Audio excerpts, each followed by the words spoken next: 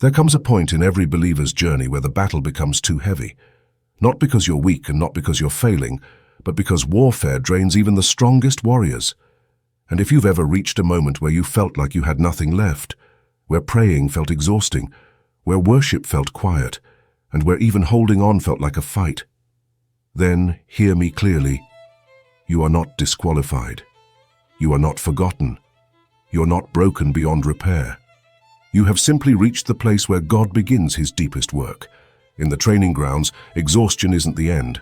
It's the turning point where human strength ends and divine restoration begins. Most people think spiritual strength is about never tiring. But real warriors know the truth. The closer you walk with God, the more resistance you face. And that resistance costs something.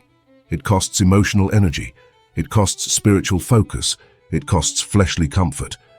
Even Paul said, "We were so utterly burdened beyond our strength that we despaired of life itself." And that was the man who wrote half the New Testament. So if you feel drained, you are in biblical company.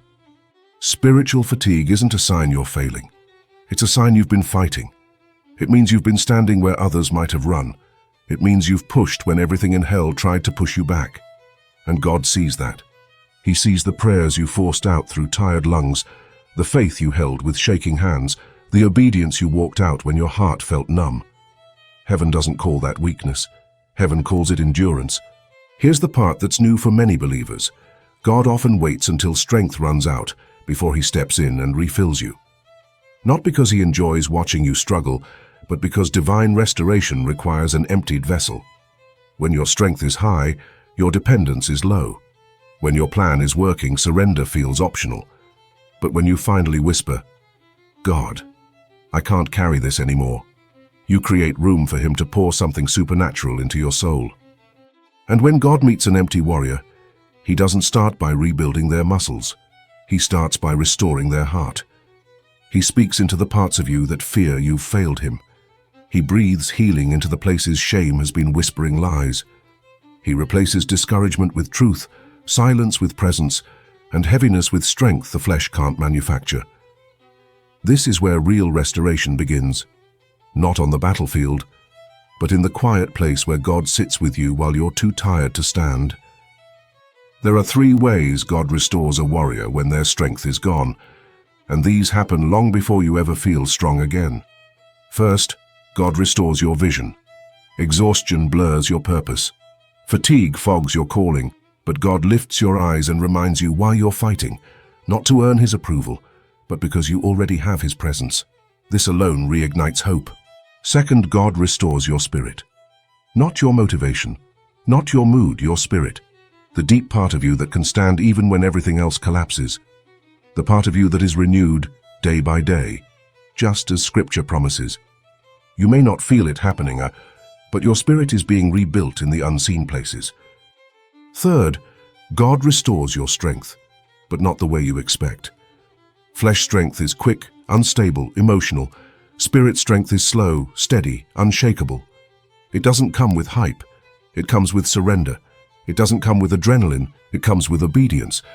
And when God rebuilds your strength, it's not the strength you used to have.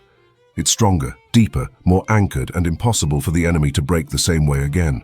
Here in the training grounds, we don't just talk about restoration, we train for it. So here's your practice for when you reach the end of yourself.